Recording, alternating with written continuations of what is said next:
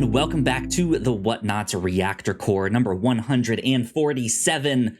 My name is Kyle Springer, and I am joined by Melissa Wilkinson. Melissa, how are you? I'm good. Do you like my new hat? I found it at Target. Yeah, what it looks like a racing car and two checkered flags, but I can't tell if it says something or not. Yes, it is an extremely generic race car, two checkered flags, and the words Grand Prix twice. Ah, Grand Prix, I love Grand it. Prix. Right. It's so generic. I find it so funny how generic this hat is. I want this more than any actual merchandise. I love that it just says race on it. I mean, is it a Grand Prix or is it a Grand Prix Grand Prix? You know what I mean? Right. Good stuff. We are here to talk about the F1 movie, simply titled F1. The movie. I think they added that later. I don't think it was always F1 the movie. Right, yeah. This is one that I have been excited about for quite a while. I've been an F1 fan for a handful of years now. I have successfully infected Melissa. You've got the germ. Yeah, I'm got down the with racing the sickness. virus. So yeah, I'm super stoked to talk about this movie. Melissa, what were your thoughts going into this? How excited were you? I was very excited. The existence of this movie and me being an action movie fan in general, I love anything extreme. I love when a film is filmed in a way no film has been filmed before. That gets my butt in a seat every time. Gets my butt in a seat twice. I'll see it multiple ways. And I wanted to have some context for F1 before I saw this movie. And you'd been talking about it for years. Mm-hmm. And I think when you told me it was only 20 guys and I could watch a convenient TV show about the 20 guys and learn who the 20 guys were, I thought that's easier than any other sport. You don't have that for baseball. It's like, get ready for 300 guys. And 300 games. Right. This is so much easier to grasp. 300 minutes. F1 is the perfect sport for somebody who's like, I've never watched a sport before. What's one I can try that is the lowest barrier to entry? Mm-hmm. Exactly. It's it's pretty easy to understand a race, right? Even if you don't get all the technical ins and outs, the fastest one wins, right? Yes. But yeah, you had asked me to do like an explainer on Formula One on one of our other podcasts. I had a whole presentation and stuff like that. I will put the link to that in the description and stuff like that. So you guys can go check that out if you are interested and know nothing about F1 and want to learn a little bit more. That would be a great place to start. Or if you're still fairly new and just want a refresher, I feel like that'd be a good one of our podcast to check out. But I think from your response to that, you seemed fairly well prepared to go in and watch this. I think the target audience for this movie is me. An IMAX hooligan who knows enough about the sport, but not so much that I would get nitpicky. I would agree. Yeah. And then on top of that, before we share some more thoughts, I also do have to shout out what we just covered over on the review show to help us prepare for this Formula One movie. We watched Steve McQueen's love letter to motorsport and racing, his 1971 film Le Mans. So go check that out. I will also have the link to that down in the description. It was a good one, an interesting one for us to check out because a lot of the shots and the filmmaking that were in this F1 movie, there's some very similar stuff in that and Grand Prix from like 1968. So yeah, good stuff with all of that. But we have now watched it. We've now seen the movie. I went on Thursday night and I saw it in Me too. IMAX. Me too. I had a great time. The theater was a lot more full than I expected. I was unsure of like how this would perform in theaters. It seems to be doing pretty well. And I think people were excited. I saw people in their racing paraphernalia. I saw someone with like a Red Bull shirt on, the like team shirt. I have on my Ferrari sweatshirt right now. That's what I went in. Stuff like that. My partner was in some racing stuff as well. There were a lot of people there and a good like mixed audience of like the age range. Yes. Which was neat. I saw little kids in my theater. I saw everybody in their team merch. But also, as I was leaving the theater, I saw a group of preteens in what looked like genuine racing suits. Not Halloween costumes. I think those were junior, like, go-kart on the road to F1 racers in training. Yeah. Awesome. It made me very happy. That's so fun. Yeah. So good theater experience. I think it was great to see it in IMAX, just to kind of help put you in the seat of the car when you are in the seat with them. I think it was just a lot of fun. I highly recommend people go check this out. And to put a number to it, it did 57 million opening weekend. Yeah, and that's just here in the United States. I think globally it's at like 146 million right? Of course. Now. The sport of the people. Right. Yeah. I mean, it is a very international sport. So this makes sense that it would do very well internationally. So, yes.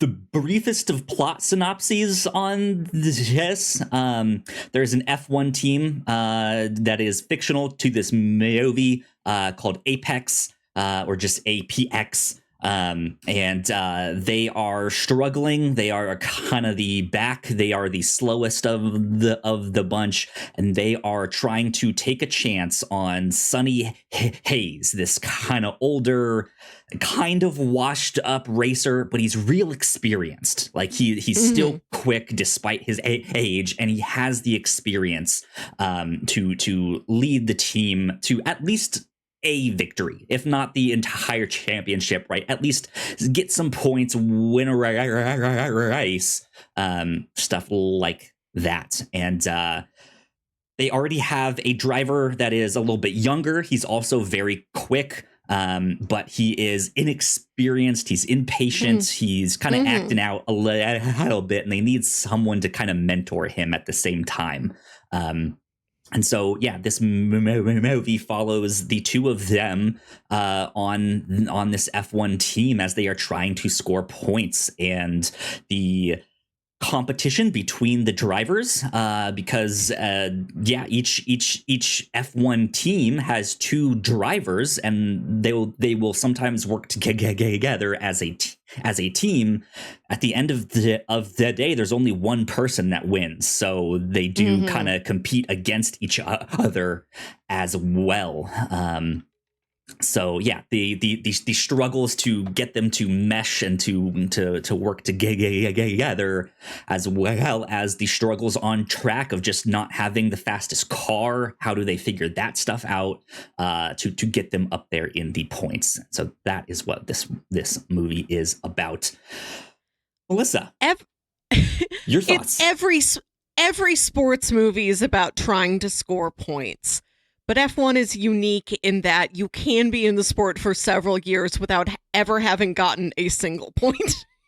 Yes, and I will say that we need to get the first ever point for Apex Racing. Just 1 point. Yeah, and that is actually quite a big deal too, because it determines how much money the team will get at the end of the year. So a single point or two can mean millions upon millions of dollars. that they would not have gotten otherwise, and that they can then put back into the development of their car. So yeah, they are fighting for just a single point. So yeah, what are your thoughts now that you've watched it? I had such a fun time. This movie looks and sounds incredible. They do, as near as I can tell as a newbie, a good job of putting this in the world in the context of semi-current F1. There's lots of fun little jokes in there for people who know the context. I think they do a good job of getting people with absolutely no knowledge up to speed sufficiently. I did recommend this movie to a lot of friends, but also warned them it is mostly about tires. That still means it's good, though. But just be prepared. A lot of it is tires. Right. To piggyback off what you just had, though, yeah, they really only tell the audience what it needs to know specifically. They don't weigh you down with extra details and stuff like that. So even though they are talking about tires, you will very, very quickly understand why they're talking about tires so much. It's just like, oh, okay, I need they need the softer tires to go faster, quicker. And the harder tires can last longer, but they don't warm up and don't go as fast as quickly. So, and that's kind of what you need to know, and it explains that it's not leaving you in the dark there. So yes, please continue.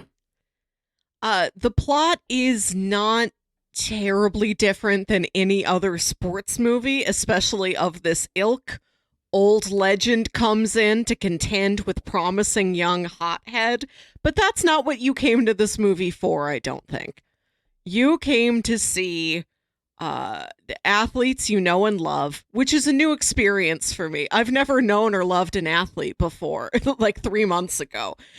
And in most movies, the opponents are just randos. And here, the opponent is Lando. It's like an actual guy. It's not Rando, it's Lando. Every time they hit somebody, I'm like, oh no, that's my friend. Right? Yeah. Yeah, exactly. Yeah, it's pretty bog standard for what the plot will be. Even a lot of the dialogue. Right. It's not anything that will blow your mind and be like, oh, wow, that monologue deserves an Oscar. But it is competent at what it is doing. Absolutely. It is textbook sports movie, not in a way that's bad. Yeah, very competent. I think the racing scenes are just incredible to watch. They are so tense. They are so loud. You can feel it. It's just it's really great to watch it on the big screen. For if you are someone who knows a little bit more about motorsport, specifically F1, there maybe are some things in here you're like, okay, that's a little unrealistic, but I get what they're going for, right? It makes a better movie not to focus on maybe all the penalties that he probably would have gotten for half of the stuff that he does in this movie. So yeah, there are some things like that. There certainly are some criticisms, but I had a blast. I had a great time. I highly recommend it. So definitely have fun this 4th of July weekend. Yes. Use your extra days off to go to the theater and see this in any number of formats. Absolutely. Absolutely. Do you have any other kind of spoiler-free thoughts that you want to share on this, or should we get into a little bit more of the ins and outs? Let's do the ins and outs. All right, let's get into some spoilers for F1. Starting now. Yeah. Where do you want to start? Do you want to start with Sonny Hayes himself? I want to start with the beginning of this movie. This has an incredible opening scene where we meet Sonny Hayes doing the 24 hours of Daytona. Not a city where I knew they did a 24 hours, but that must be real. I'm new to motorsports. I'm still learning. And he gets the night shift. Yeah, and we get some beautiful photography. It's nighttime. There's fireworks going off. They're playing A Whole Lot of Love by Led Zeppelin. The first act of this movie is all lust rock. And sure. then Yeah, once he actually gets to Apex and we're following Joshua Pierce more, then we get modern techno. But yeah. you spend a lot of time with dad music at first. Yeah, absolutely. Yeah, it's a good introduction because I think especially in a sport that is there's just a lot of money involved. You kind of expect everyone involved to be rich and stuff Hmm. like that. And he very well might be to an extent, but here he is just living inside his little camper van, right? He does not match what I think a lot of people think of when they think of like the glamour of Formula One and Monaco and the big yachts and then Hmm. all of that stuff, right? And yeah, he jumps in the car in this 24-hour endurance race, and he gets into this like chicken fight with someone there, like who's gonna break later, right? And it ends up working in his favor. They end up winning, and he's just not interested at the end of that. Like the team is celebrating, they have the trophies, they're like, hey, you're forgetting your trophy, and he's like, I don't even want to touch it. Bad luck. Right, yeah. um and then he just kind of fucks off. Right. Like Yeah, that's him, that's who he is, just right. this like mysterious guy who just loves racing. And that's Yep. all they tell Says you good at the start. says goodbye to Shea Wiggum, takes his money Right. and leaves. Yeah, yeah. um and it's not until shortly after that a longtime friend of his shows back up and offers him that seat in Formula One. um and it's an interesting scene. I like their dynamic. It really feels like they do have that long-term friendship, and it's not just like I guess they're making it work for the movie there. It really does No. feel like they have some history there.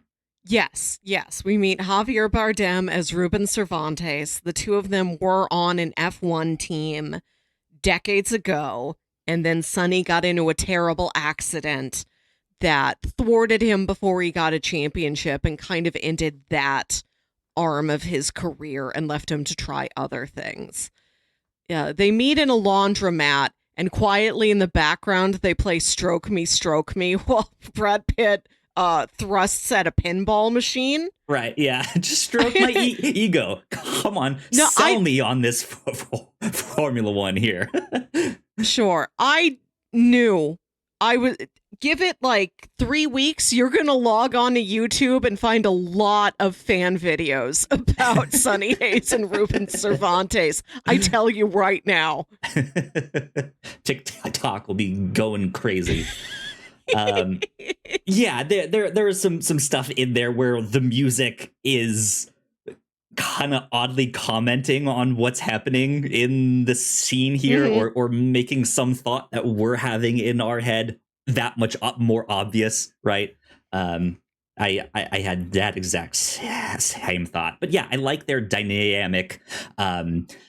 There's a scene later on in the movie that is completely there was something I took from that scene that admittedly is completely just my own head canon.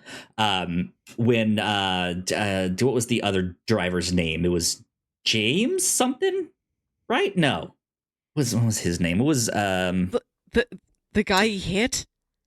no, Damson Idris's Joshua Pierce. It was later on in the season, and Joshua Pierce is finally like leading the other mechanics and stuff on a run to like get them Yeah. warmed up, and Javier Bardem's character sees that and kind of has this knowing look, right? This smile of like, he's been infected, like, by this this Infected with thing, jogging. right? Yeah, but like this, it's not just the workout, but it's the attitude behind it, right? And the way I read that scene was almost this like, I wonder if that's what he used to do when he was a driver, and it was Sonny who was not sold on like that kind of work Oh, ethic, and he had gotten Sonny to do that and make a habit. So when he sees him mentoring Pierce to do all of this stuff, and Pierce finally catches on, it just had this like history, like legacy. I was like, that's fun. Who knows if that's right, actually the case? But that's what I got out of that. And I think this movie does a really good job of stuff like that, of implying a history or saying things about the characters without actually saying them explicitly, like how Sonny Hayes is superstitious. They don't mention that at all. He has this thing where he picks a card from a deck of cards and sticks it in his pocket. And at the end of the movie, he finally looks at that card, and we don't get to know what that card was. Or what that, we have no clue as to what that might mean to him. Four of spades? What does that mean? Does that mean you place fourth? Yeah, I don't know. How does he interpret the cards? We don't get to know what the number was, what the suit was, what the significance is, other than he's superstitious. That's all. And I kind of like that. I like that there's bits in here that some of the actors got to actually play around with and be like, let's make this character this thing. And I don't know if that was the writing or if that is just the skill level of Brad Pitt and stuff, being like, let me add my own spin on this to make him a more realized character. But either way, I think it worked. It worked really good. So did you know Brad Pitt was born in Oklahoma, where you live, but mostly grew up in Missouri, where I live? Wow. Thank you for coming to Brad Pitt Fact Corner. Okay, yeah. I just learned that today. I never knew he was born in Oklahoma and then moved here later. Pretty fun. Neither did I.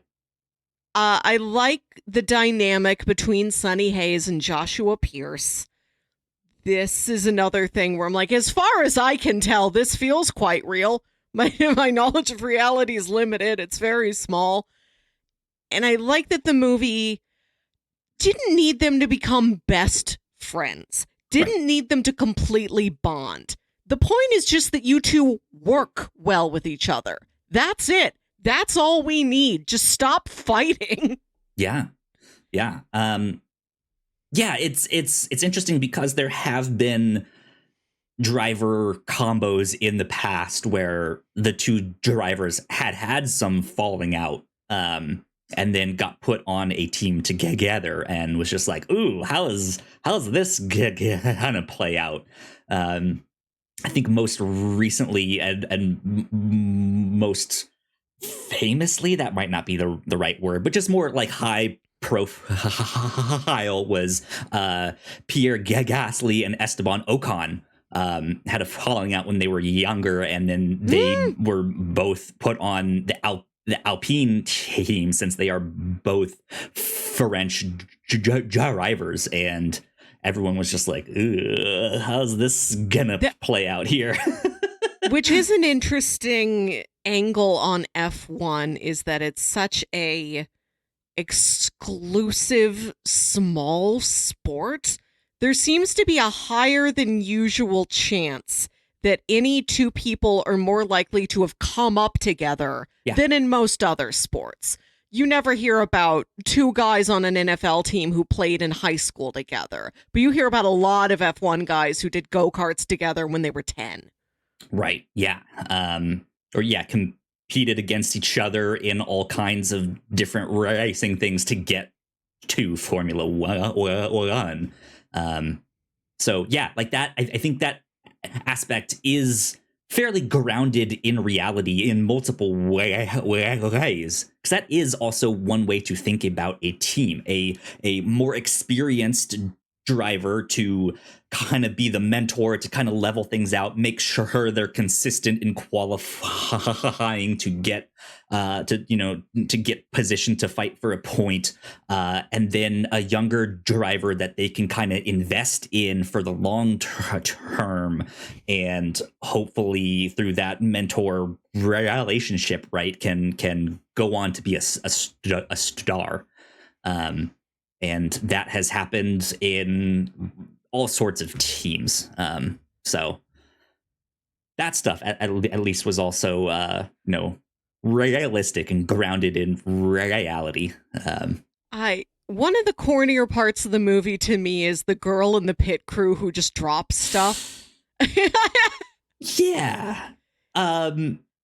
What did you think of both her and the other woman, the engineer who designs the car? I did like that the movie was not 100% driver focused, and we did spend time with the engineering side, the pit crew, like minute to minute maintenance side, and a little bit on the business and investment side as well. Mm-hmm. There are all of those things coming to play. This did feel like her storyline. I wish I remember her name. I didn't completely mind it, but I'm like, this is the most cheesy 90s sports movie of everything going on here. Yeah, I'm not certain of the actress that played that one mechanic in the pit crew. I wish I knew her name. She did totally fine. I like what they're trying to do. Let me put it that way. I think having visible women on the team in like high ranking positions for engineers, being pivotal people on the pit crew, right? I think they're trying to do a good thing. I don't know if they succeeded with this, because I think at the end of the day, their storylines just kind of fall flat and be like, here's the woman that makes a mistake, and here's the woman that is the love interest, right? And that's kind of it. And yeah, they've got less full circles, or at least less dramatic climactic circles. Yeah.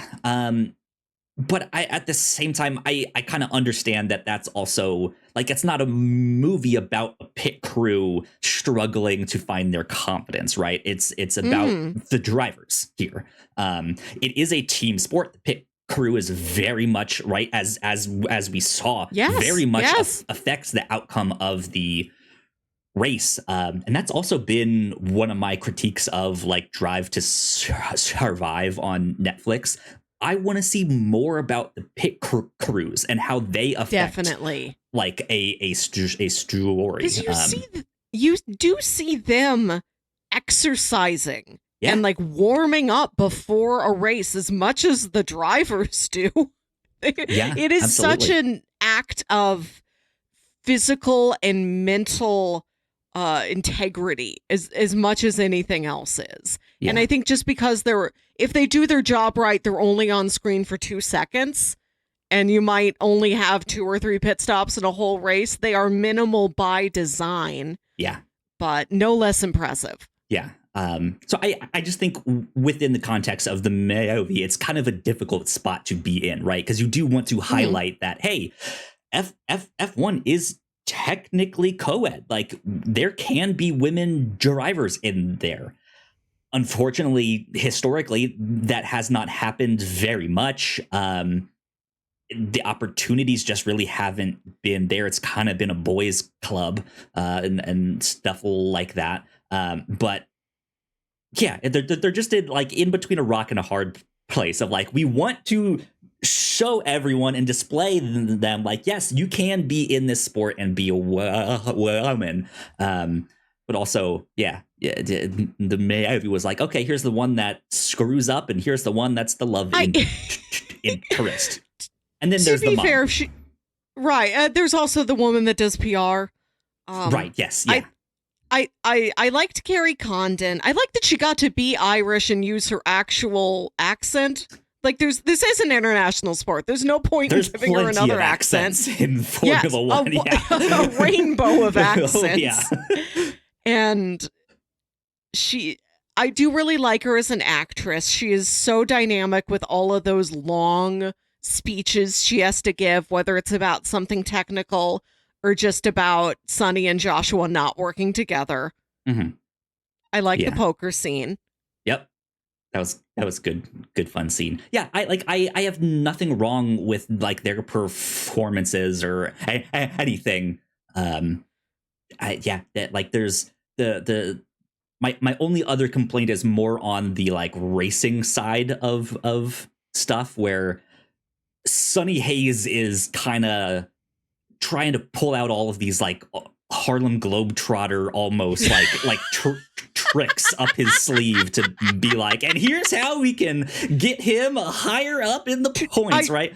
Truly Hanna-Barbera wacky races going on here. It kind of it like a lot of what he does makes a lot of sense, but in an actual race would probably be looked very down upon if they're not penalties already, would be very unsportsmanlike of just like, oh, you're playing dirty here.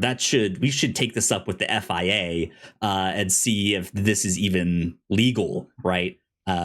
But that is where the movie kind of cuts things off and is like, let's just not even worry about the FIA or the penalties that he might be incurring, right? Like, let's not even, that won't even be mentioned. I don't even think they mention the FIA in this entire movie. Maybe they do, but like... You never see them. They operate entirely in shadow. Completely unimportant in this film. And I think that is a good choice for the opening this up to a wider audience, right? Not bogging this movie down with technicalities and penalties and like, okay, let's appeal their penalty and stuff like that, which is a thing you can do. And so as fun as it is to be like, I see what he did. He faked the stall so that he can go faster around the formation lap to heat his tires up quicker so that he can, like, that makes sense. That's kind of cool. I like that, right? But also, I don't think you could truly do that in an actual race. You'd get in trouble. I think this movie picks and chooses its battles when it comes to realism. Exactly. It's like, everybody's here. These are all the real like brands and names and locations that you know. We're going to fudge the rules a little bit to make it entertaining enough to see on a big IMAX screen. Exactly. And I think for the most part that helps it out a lot. But yeah, if you are someone who knows a little bit more motorsport, there's some just like, all right, dude, come on. Like what's happening here? Plan C is chaos. Which for me, the absolute cheesiest bit in the movie is was the thing when they all start chanting and they're like, combat. It's just so dumb. Like, eye roll moment, just like, oh no, this is so bad. That's how a team bonds. If a team never does this together, they're never really a team. Right? Yeah. Movies have taught me that. Papaya rules. Ferrari. What were the biggest pops in your audience? My audience, I don't know if they recognized Roscoe or if they were just excited to see a dog, but Roscoe got major applause. Good for Roscoe. He's in the credits too. I know. He's there in the credits where Roscoe got his own listing. Yeah, I like seeing the interactions with the other drivers. I leaned over and looked at my partner when Roscoe was on screen, when Gunther Steiner popped out his head and was just like, what the fuck? Right? It's a great reaction shot. Like Right, the yeah. drivers. The drivers are fairly minimal in this movie. I feel, thinking back on it, I'm like, the principal's got the most actual stuff to do. Yeah. And even then, it's like, you all get 2 sentences apiece, Less maybe than a that. really good mug at the camera. Right? Yeah. Like I was expecting more interaction with the other drivers, or a speaking line as they're crossing paths in the pit lanes or something like that. For the Rotten Tomatoes movie prediction game that we do at the end of every year, one of my bonus predictions was that Lewis Hamilton would have speaking lines in 3 different scenes, and he had none. He had 0. No speaking they don't lines. say. These boys are too whatsoever. busy to know lines. They have to drive the car. Right. Yeah. The best bit in the whole movie. I really laughed at this one. The rest of the theater, not as much as me. It's not something anybody says. It's what they say about one of the racers, which is when Joshua Pierce is out on the town in Vegas, and this hot girl comes up to him in a club, and she says, "Are you an F1 driver?" And he's like, "I am." And she says, "Can you introduce me to Carlos Sainz?" It's like, yeah, I think he just left with his girlfriend over there. I'm going to have to explain to other friends I take. I'm like, they're going to say a name. This is a real name. This name doesn't mean anything to you, but I assure you, this is a man who's so handsome, it's comical. Who's so handsome, you're like, am I being punked right now? Is this real? Is this not a shampoo commercial? Is he the sponsor? He looks like a weird science, like a computer made him. A lot of them look like that. Very handsome boys. There's stuff like that. There is a scene. So one of the things that is neat is not only do they use footage from actual races from the 2024 season, but there is like some of the press stuff, like you say them like doing interviews out there. They're filming the movie at the same time. In particular, the scene where Fernando Alonso walks behind Brad Pitt and then like interrupts his interview to like fist bump him was not planned. That was an actual thing, and Fernando Alonso did a double take like just off screen when he was like, oh, and then like went to go say hi, and they put that in the movie, which was incredible. I remember when that happened, I was like saw all of the social media stuff of like Fernando Alonso does a double take when he walks by Brad Pitt on set, right? So in real life, he's just like, wow, international superstar Brad Pitt. But in the movie, that's such a nice touch. Because finally, there's somebody older than Fernando Alonso out on the grid. That's what I thought it was. He's like, hey, old man, it's not me anymore. Exactly. For those of you who do not know, F1 tends to skew to a young man's sport, young person sport. They need those faster reflexes. And Fernando Alonso is currently the oldest driver on the grid. I don't remember exactly off the top of my head how old he is. I think he's like early 40s.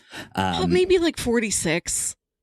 It just said, yes, somewhere around there. Lewis Hamilton is close behind him. I think at like 39 or 40 or something like that. So even Lewis Hamilton, who is like an 8-time champion or something like that, is getting older and is like, I don't know if he's gonna have much longer in this sport here. But to have Brad Pitt, who I don't know if they age Sonny Hayes's character in there, if they give you an exact age, you can tell that he's old physically, but as an actor himself, Brad Pitt is what, in late 50s, early 60s, maybe 60. Oh, something like that. Out there looking good. So that was also when the first trailer came out. Some of the racing snobs out there are like, but he's like 60. No, this is unrealistic. You don't build your car for That's combat. that's what makes it a gamble. That's what makes it a Hollywood action blockbuster. Right? Yeah, yeah. I liked that Joshua was still young enough. I loved him and his mom. I love that he like kind of still lives at home, but he's like, no, my mom just cooks me dinner. I just go home and my mom cooks me dinner, okay? Right? Yeah. Which, I mean, that happens all the time on Drive to Survive. Right. You see, like, here's an episode of Esteban Ocon going home to have a meal with his family, and his mom is there to cook him his favorite meal, right? Yeah. You remember when Charles Leclerc's mom gives him a haircut? Right, yeah. Just like in the bathroom. Like, in the vein. Yeah. Exactly the same lane is happening here. Great stuff. I must pause here and talk about the style of the film. Sure, absolutely. This is a jewelry film. Did you pay attention to all of the beautiful male jewelry on display? Not necessarily, just because that's kind of what I've come to expect on the Formula One grid. Just everyone decked out to the nines with all kinds of jewelry and watches and fancy clothes and dresses and stuff like that. But there was nothing in particular in this movie that stood out. Brad Pitt's rocking like 4 chains, 4 old man chains. And these, I don't know if these are designer pieces or like just stuff they found. Because Sonny Hayes is definitely like an I just found this stuff kind of guy. But Joshua has this incredible pearl trip going on. And you don't see a lot of pearls in men's jewelry. It's such a statement. I love it. Interesting. His mom's got really nice jewelry too. Yeah. Yeah. Yeah, I think the whole thing is just a spectacle, right? It's from the way they shoot the racing scenes to even just some of the locations and stuff outside of the Formula One sphere, right? Is just, it's pretty to look at. It's beautifully shot. Right. Joshua's house, it's an incredible house. I get why he goes home all the time. Right. What of you? Exactly. So cinematic. Yeah, let's talk a little bit more about the racing scenes in particular and how they were shot. What was your thoughts on them in the heat of the moment here? They're so exciting. We see races at day, at night, in dry and in wet, lots of different kinds. They shine every time. They get to be in such beautiful locations like the neon lights of the Vegas Strip and Abu Dhabi and everything. I like the camera movement of like you're facing the driver and then it does the whip pan and then you're facing the road. Absolutely. I don't have much critique, just excellent all around. So the trailers would tell you this movie is from the director of Top Gun Maverick. Yes. And these trailers were too cowardly to say that Joseph Kosinski also directed Tron Legacy. But if you're a real Tron Legacy head, you know, and you can see that in this movie's DNA. You can see the Tron Legacy here, especially when Kerry Condon bathes the car in red lasers. Yep, the aerodynamics and stuff like that they all have to figure out. Yeah, I really enjoyed the racing scenes. I don't know how all of the shots were done. It looks like they used a wide variety of things, from what we said, like the influences from Grand Prix and Le Mans, those movies, where the camera is like looking at the driver attached to the car and then like pans out, or like, like that stuff. I wonder if some of the shots, the Apex car was also superimposed into some existing footage, because there were some races where I remember those races, and I remember just some a of green screen car was driving around, a car in a morph suit. but like I remember some of the crashes that are happening on screen that Ooh. Apex is not involved in, and I was like, well, like they weren't on the track during that race, so use it if you got it. right, yeah.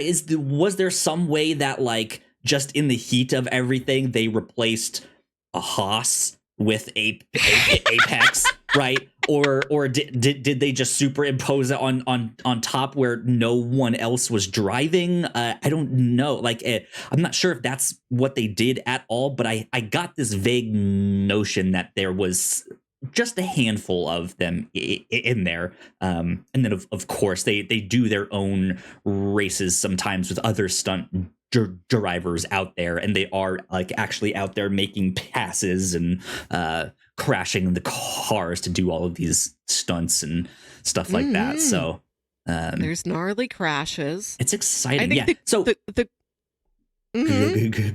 ahead, because I was just about to ask about. I think there was some I know the historic crash, the one Brad Pitt went through when he was younger, is based on a real crash. I was listening to that in a Joseph Kaczynski interview. I think one of the drivers, one of the retired drivers, like shared a story of a crash he went through when he was younger, and like there was footage of it, and he's like, yes, use that. Yeah. Just put it over what I did.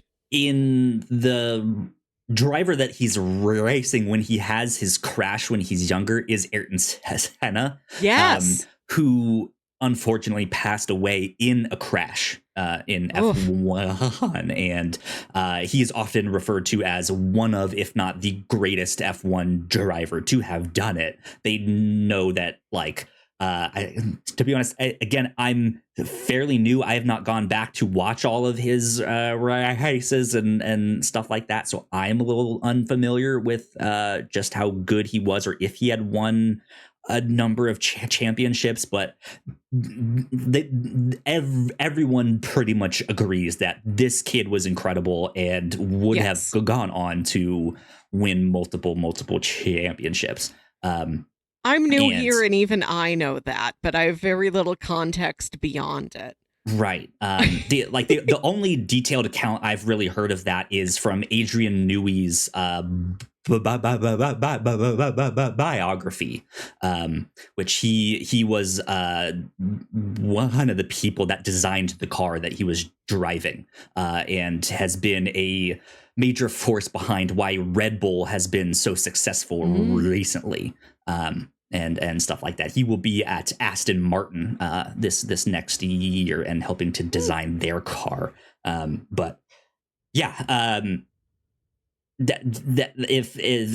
it's just to kind of know that he was racing against Ayrton Senna. Like if you at least know that name, you're like, that there's just more thoughts of that kind of swirling in your mind too. So, yeah, there certainly are a lot of crashes that can be potentially really bad. Yes. In this movie, I was surprised that Joshua Pierce goes through such a gnarly crash. He burns his hands, and he's only out for like a month. Yeah. Carlos Sainz had appendicitis and was out for a week, and then was like, all right, I'll come back. And then I think he won the next race or something, right? And it's just like, what the fuck, dude? Like, right. How?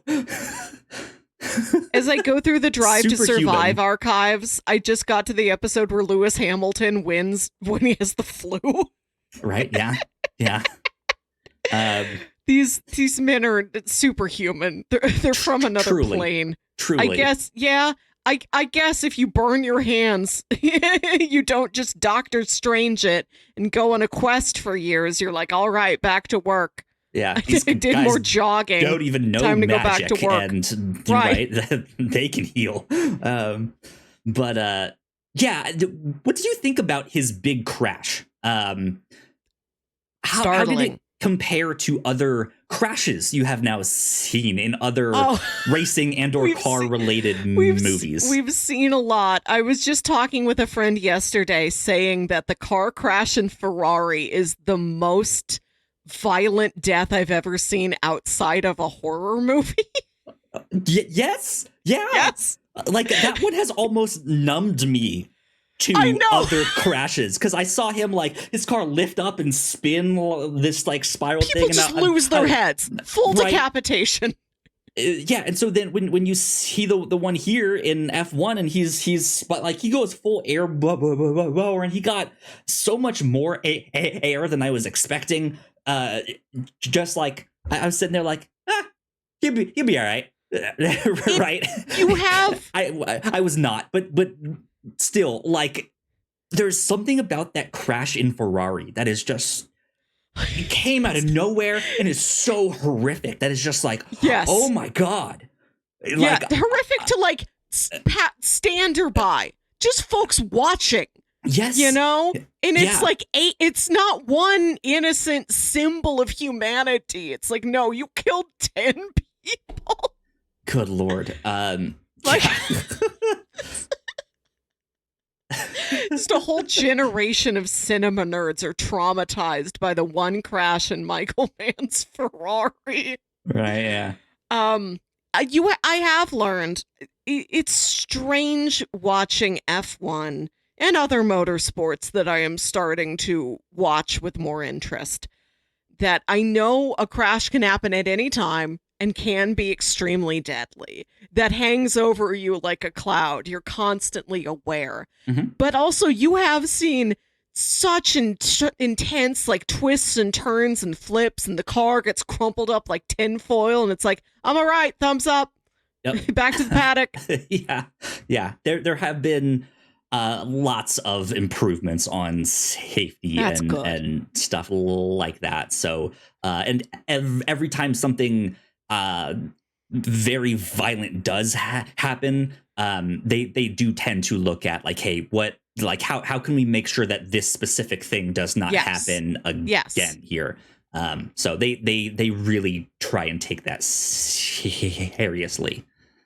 And as we just saw in Le Mans, the film Le Mans, even back in 1971, fireproof underwear. So at least when the car catches on fire, I'm like, I know he's wearing fireproof clothes. Yeah, absolutely. I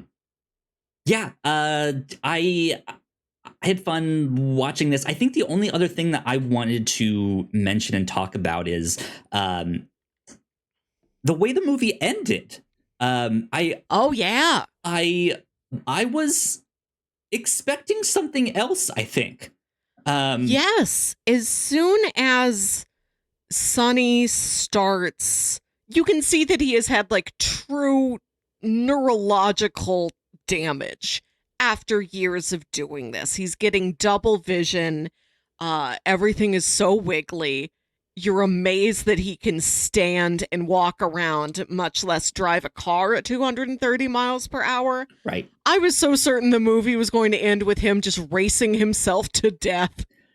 That was one thing I thought of just like, is he gonna be the one to die after, like, and that goes on to then inspire the other driver to actually take his advice and stuff like that. And you learn that he did die. That crash back in the 90s, he was dead for a minute.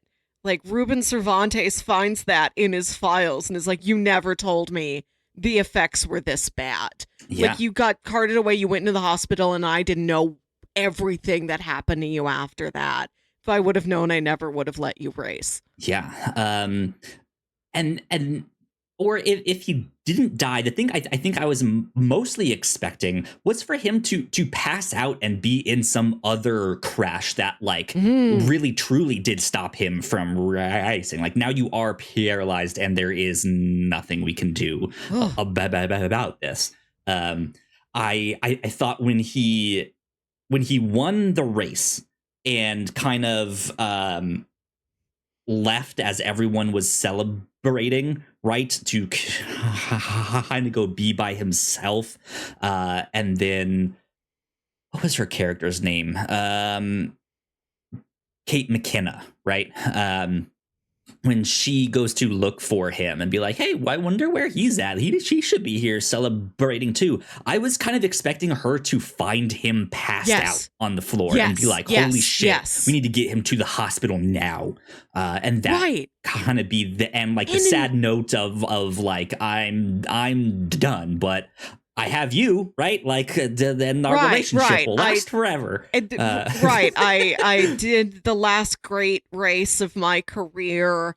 I've helped this team. I've helped my old friend. I've helped this young racer. It's okay if I never do this again. I've made my peace with it. Now I can be the team strategist or the team principal or right. No, instead.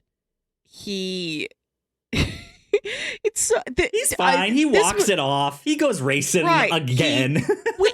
When she does find him, and there's that romantic scene where he's on like a patio under like soft lighting and they kiss, I thought for a second he was a ghost. Like, I think he died. I think he did die, and she's seeing his ghost now. Because Kate, this is too... You've been touched by an angel. It's like too beautiful and romantic of a setting out of nowhere. Yeah. When we just saw him in such a rough state. I'm like, he's a ghost. She's going to turn around and realize he's like collapsed in a pile in the corner and she kissed a ghost. Yeah, or how much of this romantic scene is him faking it and being like, oh shit, she's here, and like he's having to like stand up and stand still for as long as he can, and he's like actually in major pain and is bleeding but no, that's not what he got. He did the same kind of thing that he did at the start, where he's just like, I don't really need the trophy or the recognition. He knew that his career in F1 would not be longer than this last final year. So he just kind of takes his money and goes to try a Baja race or a race in the Baja. I'm not sure what. A Baja blast. Right. Yeah. He's having a Baja blast. Yeah. And cool. I think that's fun. Like, I think that is at the heart of the character. He just loves being behind the wheel of a car, taking on all different kinds of challenges, and he is a true racer at heart, right? Is what they're trying to say. And I think whereas Le Mans really like specifically asks the character, like, why do you do this? Especially if there are like horrific crashes and people can die. Like, why do you keep putting yourself in this scenario? I think this movie, again, addresses that and deals with that without explicitly asking that, right? His answer is like, sometimes you just get in the zone, and it is an experience that is unlike anything else. And this is the only time that I truly feel like I'm alive and I know what I'm here for on Earth, right? But he's not asked that explicit question, right? Yes. And so I like that there are these subtleties to the movie, despite it having a fairly standard plot, some fairly standard dialogue, some racing that might not be exactly realistic, right? But it's just a good time. And it has these like, okay, good job on that, you know?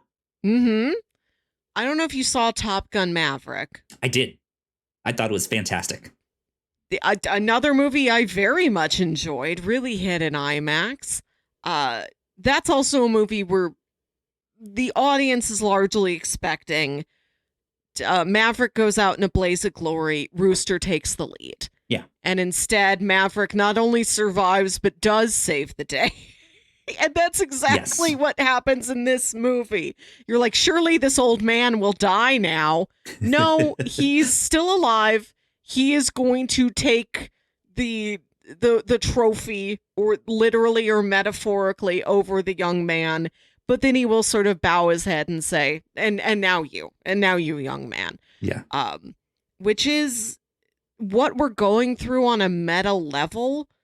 We've not had old action stars before. If we had old action stars before, it was like Clint Eastwood, who's just being Dirty Harry, like holding a gun. We've not had these intense stunts that men like Brad Pitt and Tom Cruise and Keanu Reeves are out there doing well into their 60s. Right. Yeah. And part of you was like, it's okay, you can rest now. You don't have to do that anymore. But you're also like, I'm rooting for you, man. If this is what makes you happy and you're this good at it, heck yeah, keep going. Yeah. We have not, I don't think, as a world had this before, as a Western world. Maybe there's some incredible Bollywood action star that was still jumping off bridges when he was 87. I don't know.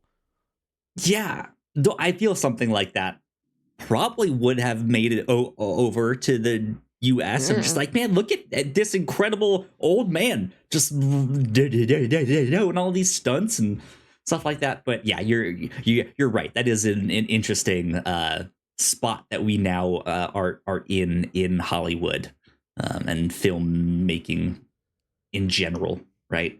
But yeah, I had a good time with this one. Yeah, highly recommend it. Go check it out. Very good time. I'm going to see it again. My only final note is that I love Tobias Menzies is so well utilized as the tacky little slime ball. He's so good at that. When he says, I didn't know anything about all of this, but then I just binged all of Drive to Survive. I'm like, oh no, that's me. I'm the Tobias Menz. Wow, you little slimy little podcast host.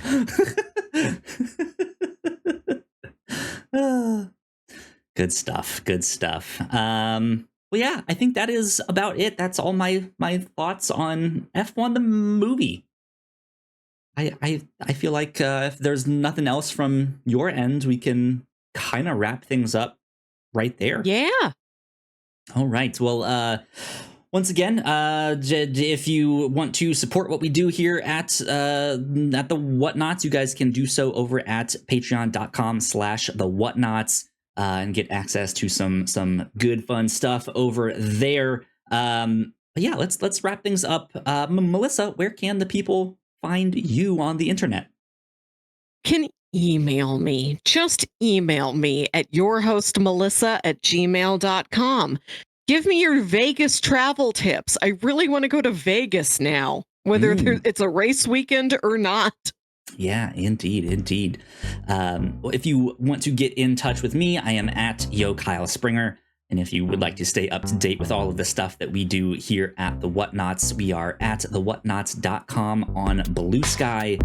So please go like, share, and subscribe. You guys know the deal with that. If you're watching this on YouTube, go check out more of our videos over there on that side of the screen. That would really help us out a bunch. Yeah, this has been number 147 of the Whatnauts Reactor Core. We will see you all next time. Bye. Bye.